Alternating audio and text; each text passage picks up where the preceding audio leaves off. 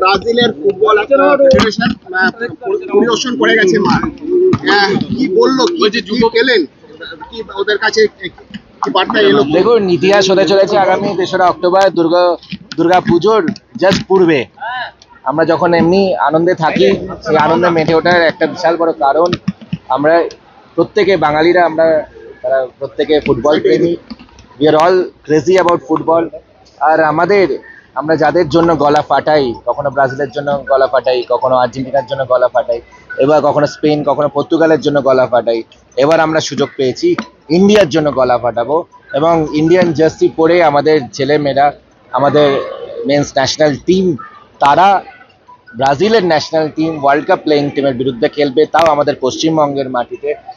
আমাদের ভারতবর্ষের ইতিহাসে প্রথমবারের জন্য একটা football power house full team তারা ভারতবর্ষের বিরুদ্ধে খেলবে, তাও আমাদের কলকাতায়। আমাদের সত্যি, এবং তার জন্য যা যা প্রয়োজনীয় পদক্ষেপ পশ্চিমবঙ্গ সরকারের তরফ থেকে সব সেই প্রস্তুতিও চালু। যুব ভারতের ঘাসের ঘনত্ব বাড়াতে বলেছে।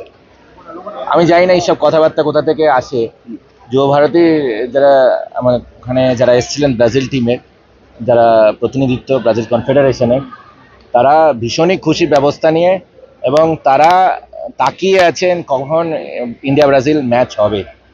তারা বিভিন্ন জায়গা দেখেছেন, এখানে প্লেয়ার্স, সেখানে আমাদের ড্রেসিং রুম থেকে শুরু করে এন্ট্রি এক্সিট, প্র্যাকটিস ম্যাচ, এবং আমাদের ওখানেও মাঠেরও পরিদর্শন করেছেন, ফ্লাড লাইটের পরিদর্শন করেছেন, and they are actually very happy. এবং সেটা তাদের মুখের বক্তব্য, সেটাও অন রেকর্ড আছে। তো আপনারা কোথা থেকে গোপন সূত্রে কি খবর পান আমরা জানি না। আজকে বক্তব্যের মধ্যে আপনি যেটা বললেন জেলা স্তরে, গতকালও কিন্তু বলেছেন যে ন্যাশনাল গেমস নিয়ে বিটস হবে বিভিন্ন জায়গায়, সেখানে উত্তরবঙ্গ, সুন্দরবন এবং ঝাড়গ্রামের কথা উল্লেখ হয়েছে। দুর্গাপুরেও কিন্তু জাতীয় স্তরে একটা স্টেডিয়াম ইনডোর রয়েছে, আউটডোর রয়েছে। তো দুর্গাপুর কেন? দেখুন, যখন পশ্চিমবঙ্গের উন্নয়ন হবে, শুধুমাত্র কলকাতা কেন্দ্রিক উন্নয়ন হবে না, সেক্ষেত্রে আমাদের রাঢ়বঙ্গেরও উন্নয়ন হবে, জঙ্গলমহলেরও উন্নয়ন হবে, উত্তরবঙ্গেরও উন্নয়ন হবে, সুন্দরবনেরও উন্নয়ন হবে। এবং আপনারা নিশ্চিন্তে থাকুন, দুর্গাপুর সহ আমাদের বিভিন্ন যে শহর আছে, যেখানে আমাদের ছেলেমেয়েরা খেলাধুলাতে বিশেষ পারদর্শী, তাদের জন্য দীর্ঘমেয়াদী কিছু পরিকল্পনা আছে। দীর্ঘদিন ধরে কি উন্নয়ন হয়নি এই খেলাধুলার ক্ষেত্রে? আপনি বলছিলেন কমনওয়েলথ গেমস দেখলেন তো, খেলাধুলা তো একদিনের বিষয় নয়। 10 বছর ধরে আপনি যে এফার্টটা দেবেন, তার প্রতিফলন দেখতে পাবেন। কমনওয়েলথ গেমসে ইন্ডিয়া এতগুলো এবার মেডেল পেলো, এত পদক পেলো, সোনা পেলো, কিন্তু আমাদের পশ্চিমবঙ্গের প্রতিনিধিত্ব জিরো। বুঝতে পেরেছেন তো গত 10 বছর কি হয়েছে? আমার ফলে কথা বলে রেজাল্ট, আর আগামী 10 বছর পরে দেখবেন কি হবে। শেষ প্রশ্ন, আপনি মন্ত্রিত্বে আসার পরে কিন্তু বলেছিলেন প্রত্যেকটা বিধানসভাতে স্টেডিয়াম হবে।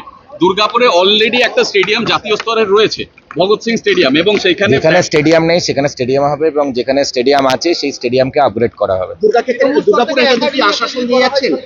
বিভিন্ন প্রপোজাল আপনাদের সম্মানীয় বিধায়করা দিয়েছেন, সেই অনুযায়ী, কারণ জনগণের বিভিন্ন সাজেশন অনুযায়ী ওনারা জনপ্রতিনিধি, সম্মানীয় জনপ্রতিনিধিরা যেরকম সাজেশন দিয়েছেন, জনগণের সঙ্গে কথা বলে তার ভিত্তিতে কাজ শুরুও হয়েছে।